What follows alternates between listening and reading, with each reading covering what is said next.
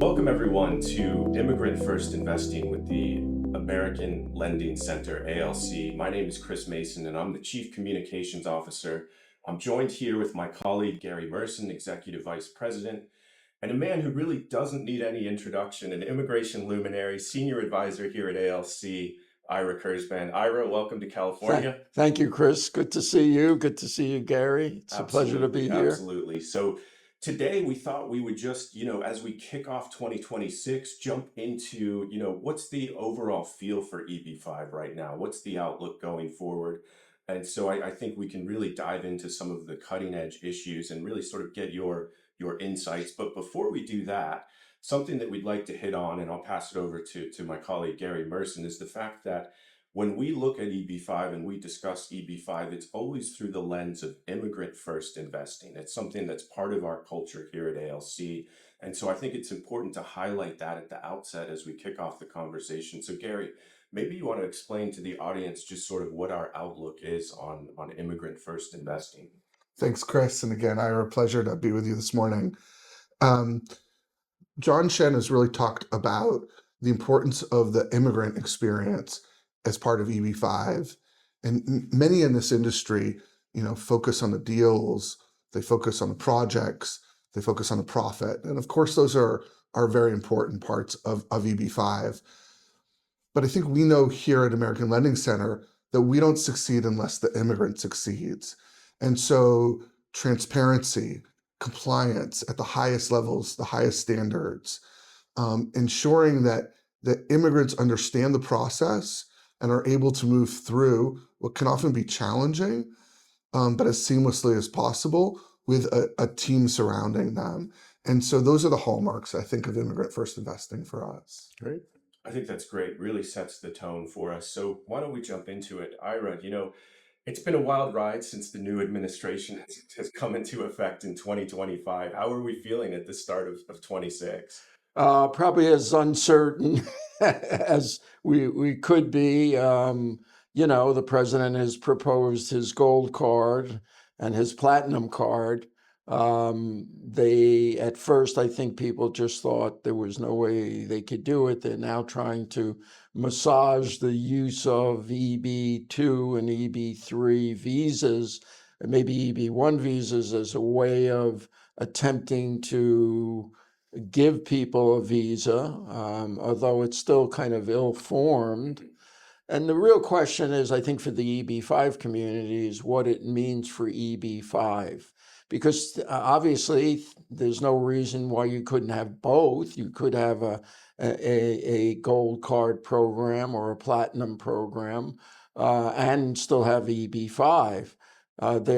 People have highlighted the advantages and disadvantages. The obvious disadvantages are with the gold card is that it's a gift. It doesn't necessarily create jobs. There's nothing that we know about that would indicate that it's a job creating program. And, going back to the history of the EB-5 program in 1990, I remember Senator Dale Bumper standing up on the floor of the Senate and said, we're not going to let people buy their way into America. We want this to be a job creating program so that Americans would really benefit from it.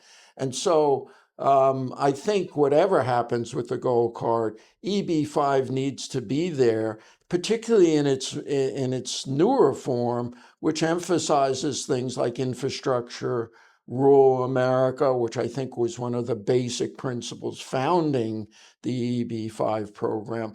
And, as a practical matter, that's what ALC does. I think you have more rural projects than any other EB-5 regional center in the United States. And those create jobs. And that's where we need jobs. We need a lot of jobs in rural America. So the hope is that members of Congress, particularly senators and House members who come from rural areas, will understand that there's not necessarily a competition between the gold card, the Trump gold card, and EB-5, and hopefully we can move together. Yeah. I think the gold card has its own limitations. As I said, it's only for the individual. It's not for a family. It doesn't create jobs. It's a gift to the United States government, so we don't even know what that means yet. It is going to take visas away from other categories that are important if, in fact, it works. But I think ultimately somebody's going to sue on this because Yeah. it's kind of a made-up program, may have good use for people, particularly on the tax side, who are obviously worried about not being taxed as U.S. citizens, but that hurts our economy. So I can't quite figure out what the idea was, if you believe in America first, how that really benefits us, other than maybe lowering the debt if you get enough people. Yeah, I think that's a really great breakdown. And I think, something to highlight is the fact that really at its heart, EB-5 is an entrepreneurial program that helps people achieve the American dream through job creation and investment into local communities right away so that it's tangibly felt at the local level. And something I'd like to pick up on is the fact that you mentioned that we are heavily involved in the rural areas. And Gary, you're sort of my go-to on Capitol Hill. How important is that this year as we move forward to highlight? Well, it'll be critical because we're entering a pivotal year for EB-5. So the program will need to be reauthorized September 30th, 2027. And prior to that, we have the expiration of the grandfathering clause, which ensures that any petitions filed before September 30th, 2026 will move forward no matter what happens with the program.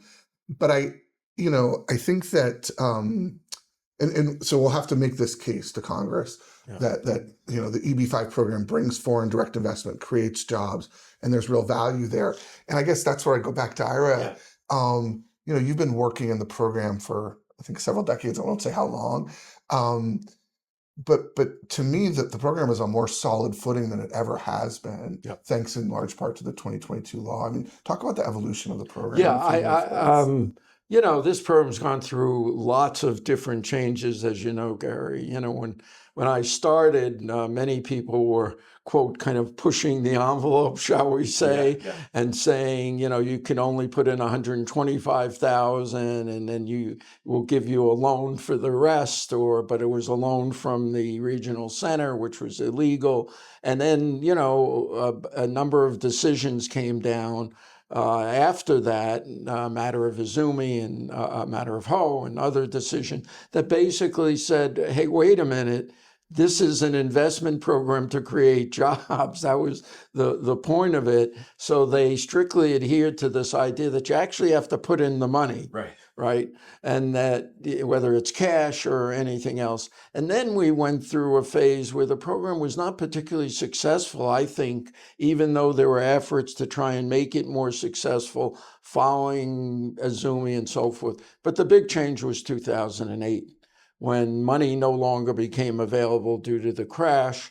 And then you saw, I think, particularly from the PRC, you saw organizations in which you were able to get large numbers of people. I think that was the key, because before that, somebody would get a client from Colombia, or they get a client from, maybe the Republic of the Congo, or somebody in Europe or Spain or somewhere. But for the first time after 2008, you saw the Chinese investors really come out in very large numbers. And then, of course, the Vietnamese investors and some others. And I think that changed the program considerably. But even then, as we know, there were problems, right? There were things that were said to people that turned out not to be true. There wasn't the kind of checks that we should have in a system like this. It wasn't really treated as a security. And I think, as Gary has said, the 2022 Act really changed everything, really professionalized it. It brought in people who were really professionals, making sure that everything was done the right way. Every T was crossed, every I was dotted. And I think that's really, and it's also really helped, I think, in the rural areas. And, Grassley, Senator Grassley from Iowa has been, saying this for years. And then when we had the problems with the frauds and so forth, this was an opportunity to professionalize it, but also to focus on rural areas. And I think the idea that a certain percentage would go to rural areas, a certain percentage would go to infrastructure, is really what the program is about. That is, we want to help to develop America. We want to get people jobs in areas where there are no jobs because people are leaving those rural areas. So I think you're absolutely right, Gary. I think that it really made a tremendous difference after 2022, both to professionalize it, get out the Yeah, the loan right. sharks, the people who were not really doing the program correctly. So I think we're headed on a very good course, strong program, much stronger now. I think we can get more supporters. And I guess, Gary, that's really the question. Can we get those senators to step up depending on what the president decides to do or not? Because the president has not yet said that he wants to do away with EB-5. He's just said, this is a gold card, this is another way, and it's my program, and it has my name on it and my face on it, so that maybe that will make a difference. Yeah, and I think, as you mentioned earlier, that the two programs can coexist, right? That there's That's right. different goals. One program, we're not even fully sure yet what the long-term goals are, but EB-5 has a very specific set of goals, and we keep hitting on rural. Those are tangible results. Those Right. are projects and communities that you can actually visit and see the change. And as you mentioned, Gary, it's night and day. Having just recently come back into the world of EB-5 and having worked within the EB-5 program during that era that you mentioned, night and day in terms of look and feel. It's highly regulated. It's much more sophisticated. The regulators have a handle on how to sort of manage approaching the program, which in those early days, you had the who's who of three-letter agencies just really taking a look at EB-5 and just scratching their heads, right? That's no longer the case. This is different. So I think it's going to be a big year. I think we're probably all agreeing that the program is healthy in its current state in terms of how the RIA allows the program to flourish. But what are some of the challenges, do you think, Gary, that we should discuss today for our listeners? What's challenging in 2026? Is it retrogression? Is it the grandfathering date? What are some of the things that?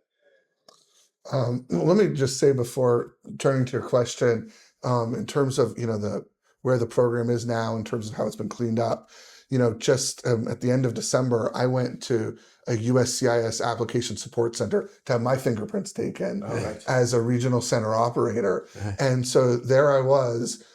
First when I walked in, I presented my U.S. passport. They almost had no idea what to do with me at this facility. Um, and then I sat in the waiting room with other immigrants going through the process, not just EB-5 applicants, but others. And it was actually a bit of a sweet moment, I thought, Yeah. because, as difficult and challenging as the U.S. immigration environment is right now, here were several hundred people from a cross-section of the world, from Latin America, from Africa, all waiting to go through the legal process as outlined in the law. So, we know that this is a big year for EB-5, as I said just a moment ago. But we also know that there are visa queues. They're not showing up yet in the visa bulletin, but we think they're going to come. We've seen data of the number of investor petitions filed, the I-526Es filed. And we know that number is enough to trigger cutoff dates. The agency isn't adjudicating cases very quickly or issuing visas very quickly. So maybe this date gets pushed out, but that's something on the horizon for investors to think about. It could impact ability to do concurrent filing. So there are, while the program is healthy, there have been critical comments made by the administration. I don't think recently, and maybe they've backed off it a little bit.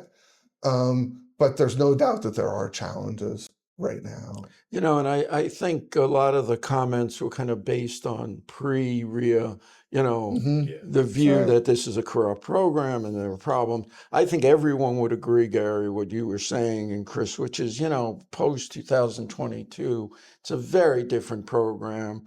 I think the kind of program that was envisioned originally when they did it with, no, cutting down the fraud, cutting down the foreign influence that may not be helpful and so forth. There are issues. I think some of the issues, national security issues, how far they're going to go on that in this administration with investors. There are issues about loans, as we know. There are issues, I think, about the end of the program, right? I mean, but I think in some sense it may be healthy. That is, I think you're going to see a big uptake, as you often do when a program's coming potentially to an end in this year. So before September, you'll probably see a large number of new applications. But there are, different issues that we, from the litigation standpoint, I think, and we do, as you know, a lot of the litigation, we've seen issues concerning loans. We're concerned about I-829s, the denial on the old cases and what's happening to those people. We're representing a lot of people now who wind up in deportation cases, but those are based on, pre-RIA programs. So I think you'll have some of that going on over the next year or two. As much as the 2022 law did to clean up the program and address fraud and ensure a higher level of compliance among regional centers, we still know there are risks in the program. It's an $800,000 investment. Not every project is going to be successful. That's just the reality, even without fraudsters or bad actors.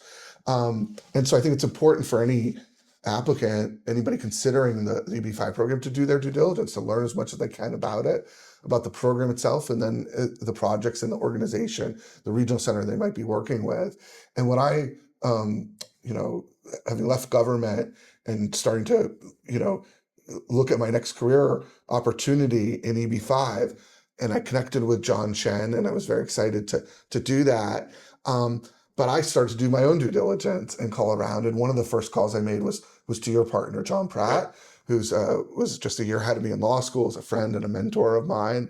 And he said, "Oh, we know them well, and they're a legitimate organization." And so I'd love to hear you talk a little bit about how you met John Shen and the work you've done with ALC over the years. Yeah, well, I met John years ago. I'm not sure what year exactly right now, but I met him years ago. And John always struck me as a very ethical, very intelligent, very knowledgeable about the program. And as you said at the very beginning, very concerned about the clients.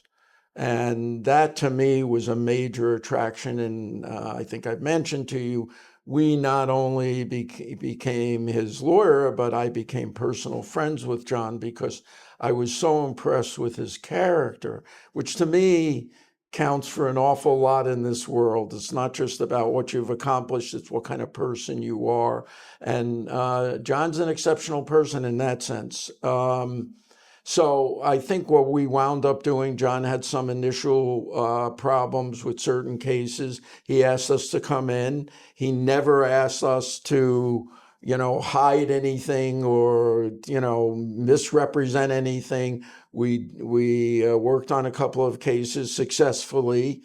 And since then, the projection for ALC has been, straight up, and we're happy we were able to help on those cases. And now, as you know, we give advice when asked about certain legal issues. And John's had a couple of different projects where there were issues about the government.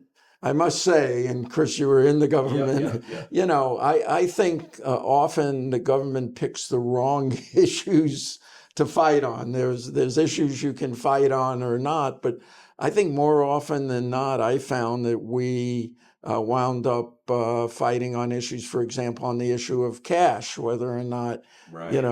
you could take a loan from your family members and so forth. And, we won that case in the Zhang case. So, there have always been different issues. I've never thought we were wrong legally about those issues. And I think, we have a very, very good track record in terms of our ability to win those cases, because the government often does things, I think they go a little overboard on some cases.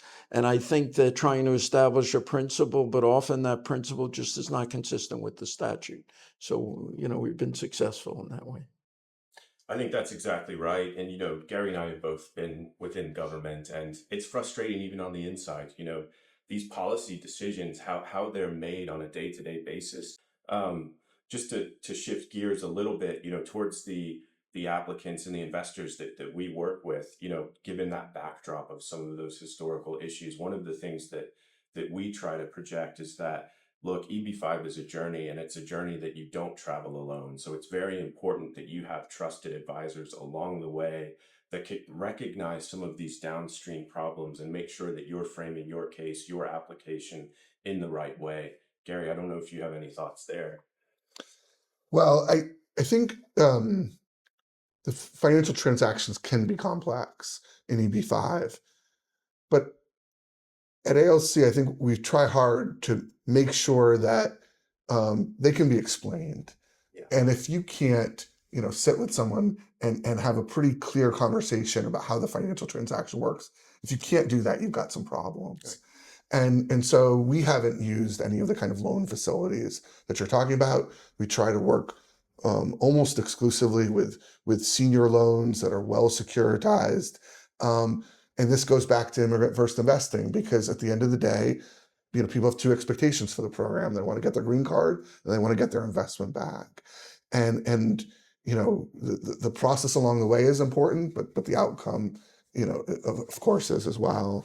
So I don't know if you wanted to follow up, Chris, with Ira, but really what I guess the last question I would want to ask you in this conversation is to just, we did talk a little bit about where the program was and where it's going, but even pulling back further in terms of U.S. immigration, in terms of your career as an advocate, a Supreme Court litigator, an appellate litigator, where do you see we are now? It looks like it's a very challenging moment, a dark moment in some ways, but I guess I'm one who always believes that no matter how good things seem in the moment, they're probably maybe not quite that good, and no matter how bad things, they're not quite that bad either. And I'd love to hear you just talk about the context broadly. Do you have a couple hours? Yeah.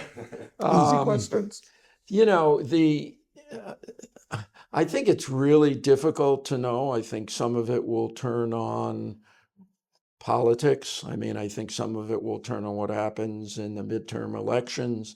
Some of it will turn on how a number of Republicans who seem to be defecting in some ways. Some of it will turn on what happens in the streets of America, where people are now angry as a result of what happened with Miss Good and are willing to stand up, because part of this really has to do with, is there any pushback on what is clearly a plan designed to strictly eliminate, I would say, most of immigration. Now, that doesn't necessarily mean EB-5. EB-5 may be that kind of island of exception because it is financial.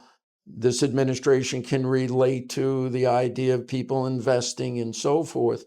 So EB-5 may be different, but overall, I think it's clear that to the extent that this administration is successful, their goal is to strictly limit immigration from Africa, from Asia, and from Latin America, which doesn't leave a large part of the world. The question is, how much can they do? Congress only gave the president the authority under 212F to say you can't allow certain people to enter the United States, but they didn't give them authority to undermine the entire Immigration and Nationality Act. The act allows for 440,000 people to come in. It allows for adjustment of status and so forth.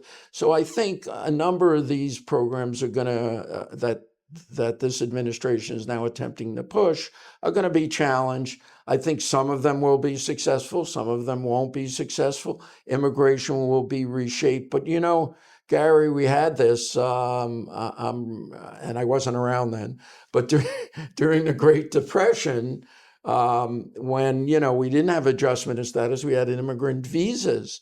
And the Herbert Hoover at the time, who was president, called the consul officers to Washington and asked them to strictly enforce the public charge provision, which of course we're seeing now and to a great extent. And the amount of immigration, dropped precipitously. I mean, a huge drop in I forget the percentage, but it was over 50%. So these things have happened in our history. And I think, taking your comment, which is a wise way of looking at it, these are ebb and flows. Hopefully they're ebb and flows, let me put it that way.